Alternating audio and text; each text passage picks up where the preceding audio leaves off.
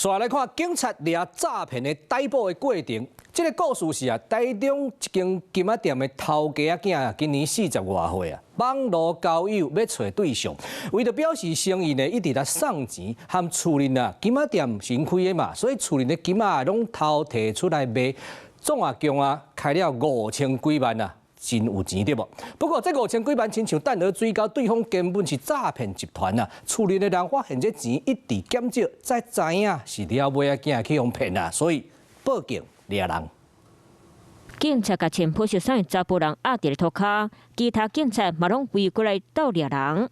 查甫人两支手铐扣起来，涂骹有真侪钱，含两支手机有其他物件。伊的扣抓是因为伊是诈骗集团的车手，伊当伫咧甲一位伫咧台中开金仔店的头家仔拐钱。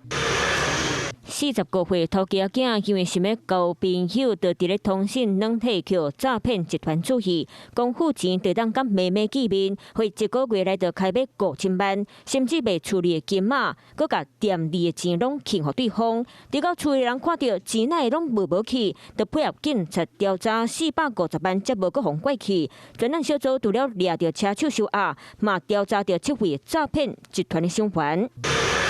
警察讲，诈骗集团的分工真有路，用甲人拐钱方式，会先甲人关心生内，互你满满的温暖，未感觉孤单，再佮用假投资的手法来甲你诈骗。谎称必须先付款才能见面交往，进而诱导被害人参与假投资，每次取款金额从300万至500万元不等。